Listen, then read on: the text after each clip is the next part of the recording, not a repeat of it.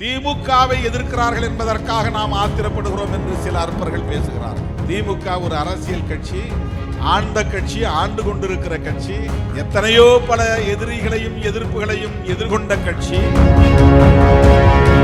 ஆக திராவிடர் கழகத்திற்கு எதிரான ஒரு அரசியலை பேசுகிறார்கள் என்று திருமாவளவனோ அல்லது வீரபாண்டியன் அவர்களோ அல்லது ஜவாஹிருல்லா அவர்களோ கடந்து போனால் நாங்கள் பேசுகிற அரசியலின் அடிவயிற்றிலேயே அடிமடியிலேயே கை வைப்பதாக போய்விடும்.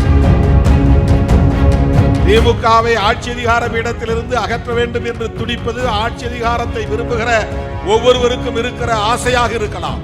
ஆனால் அது திமுக என்கிற கட்சியோடு நின்று விடுகிற அரசியலாக இல்லை.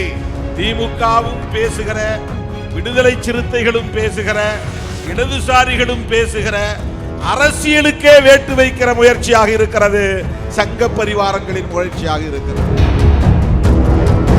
பிரதிநிதிகளாக இந்த களத்திலே இறங்கி இருப்பவர்கள் எந்த முகமூடி போட்டிருந்தாலும் அந்த முகமூடியை கிழிக்க வேண்டிய பொறுப்பு. திமுகவை வீழ்த்திய பிறகு, திராவிட அரசியலை வீழ்த்திய பிறகு, பெரியார் அரசியலை வீழ்த்திய பிறகு வீழ்த்த துடிக்கிறவர்கள் என்ன மாற்று திட்டத்தை இங்கே முன்வைக்க போகிறார்கள்? அதிமுகவையும் திமுகவையும் ஒரே நேரத்தில் வீழ்த்திவிட்டால் அடுத்து நாம் தான் இங்கே கோலோச்ச முடியும் என்று கணக்கு போட்டு காய்களை நகர்த்துகிறது பாஜகவும் ஆர்எஸ்எஸ். திமுகவை எதிர்க்கிறார்கள் என்பதற்காக நாம் ஆத்திரப்படுகிறோம் என்று சில அற்பர்கள் பேசுகிறார்கள். திமுக ஒரு அரசியல் கட்சி, ஆண்ட கட்சி, ஆண்டு கொண்டிருக்கிற கட்சி, எத்தனையோ பல எதிரிகளையும் எதிர்ப்புகளையும் எதிர்கொண்ட கட்சி. அதற்கு யாரும் போய் தாங்கி பிடிக்க வேண்டிய தேவையில்லை, முட்டு கொடுக்க வேண்டிய தேவையில்லை. முட்டு கொடுத்தல் என்றால் சாயும் நிலையில் இருக்கிற ஒன்றுக்கு தான் முட்டு கொடுக்க வேண்டும். அது கோலோச்சுகிற கட்சி, அதற்கு யார் போய் முட்டு கொடுப்பார்கள்? அது ஆளும் கட்சி, ஆட்சி அதிகார பீடத்தில் இருக்கிற கட்சி, அது கோலோச்சி கொண்டிருக்கிற கட்சி. அதற்கு போய் எங்களை போன்றவர்கள் இடதுசாரிகள், திருமாவளவன் எல்லாம் முட்டு கொடுக்கிறார்கள் என்கிறார். அப்படி அல்ல. திராவிடம் என்கிற அரசியலையே கேள்விக்குள்ளாக்குகிற போது அதை திருமாவளவன் போன்றவர்களால் வேடிக்கை பார்க்க முடியாது.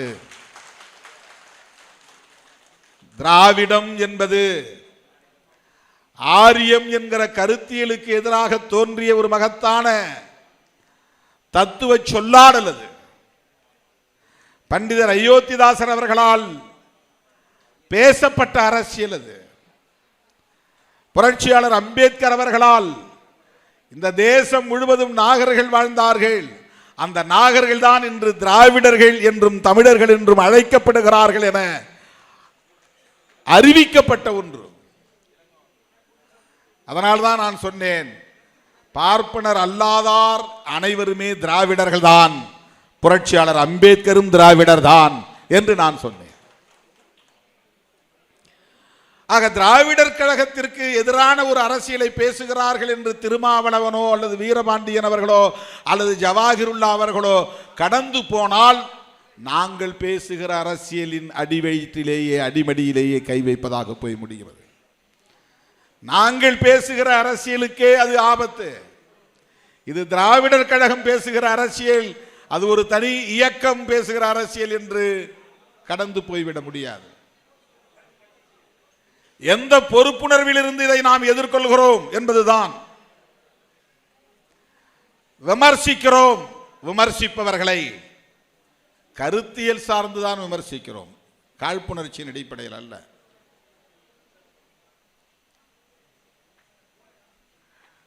திமுகவை ஆட்சி அதிகார பீடத்திலிருந்து அகற்ற வேண்டும் என்று துடிப்பது ஆட்சி அதிகாரத்தை விரும்புகிற ஒவ்வொருவருக்கும் இருக்கிற ஆசையாக இருக்கலாம்.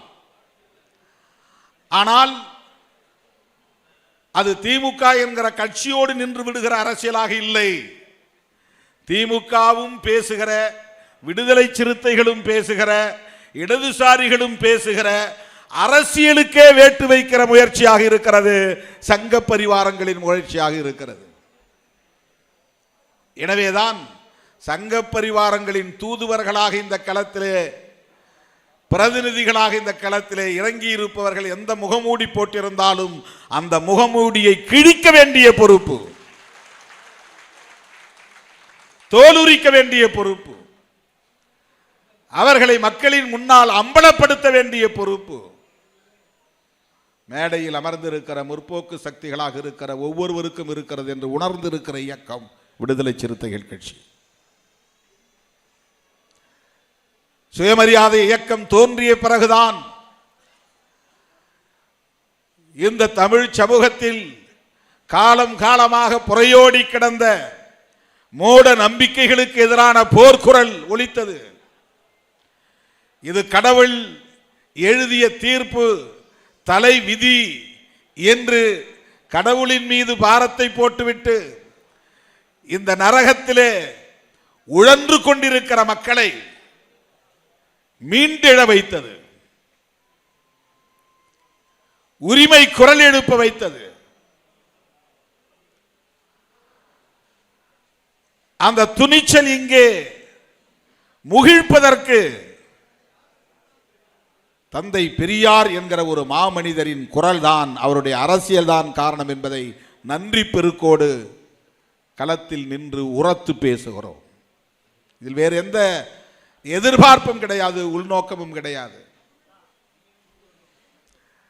மராட்டிய மண்ணிலே 1925 தோன்றிய RSS என்கிற இயக்கம் ஆரியர்களுக்காக, அதிலும் குறிப்பாக நம்முடைய தமிழர் தலைவர் அவர்கள் வெளியிட்டிருக்கிற அறிக்கையில் குறிப்பிட்டிருப்பதை போல பார்ப்பனர்களிலேயே உயர்ந்த பார்ப்பனர் நாங்கள் தான் என்று இன்றைக்கும் தம்பட்டம் அடித்துக் கொண்டிருக்கிற சிற்பவன் என்கிற பார்ப்பனர்கள் தங்களுக்காக உருவாக்கி கொண்ட ஒரு இயக்கம்தான் தொண்டு நிறுவனம் என்கிற பெயரால் RSS என்கிற இயக்கம் உருவானது.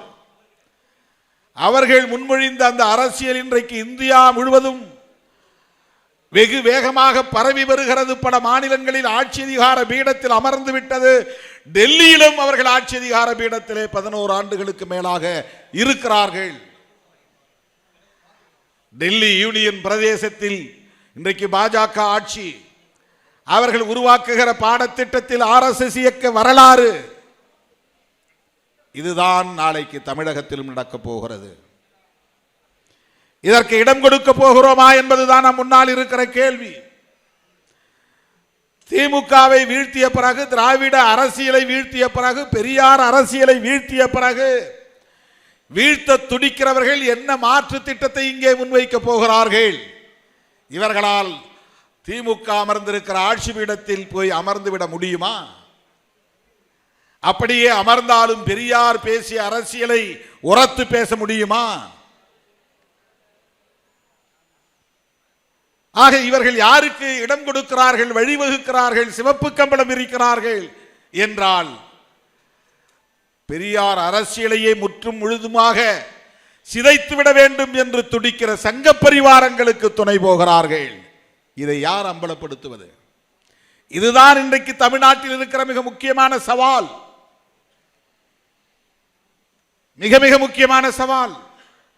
அதிமுகவையும் திமுகவையும் ஒரே நேரத்தில் வீழ்த்திவிட்டால் அடுத்து நாம் தான் இங்கே கோலோச்ச முடியும் என்று கணக்கு போட்டு காய்களை நகர்த்துகிறது பாஜகவும் RSSம். இதை மறுக்க முடியுமா? டெல்லியிலே நேரடியாக காங்கிரஸை வீழ்த்த முடியாத நிலையிலே அண்ணா சாராவின் போராட்டத்தை பயன்படுத்தி கெஜ்ரிவாலை ஊக்கப்படுத்தி அவரை ஆட்சியிலே அமர வைத்து இன்றைக்கு அவரை தூக்கி எறிந்து விட்டு பிஜேபி ஆட்சியில் அமர்ந்து விட்டது. மகாராஷ்டிராவிலே அதே உத்திதான், ஹரியானாவிலே அதே உத்திதான், ஒடிசாவிலே அதே உத்திதான், கர்நாடகாவிலே இன்றைக்கு அவர்கள் வலுப்பெற்ற ஒரு சக்தியாக மாறி இருக்கிறார்கள். ஆந்திராவிலும் இன்றைக்கு அவர்கள் அதிகாரத்தை பகிர்ந்து கொள்ளும் நிலைக்கு வந்து விட்டார்கள்.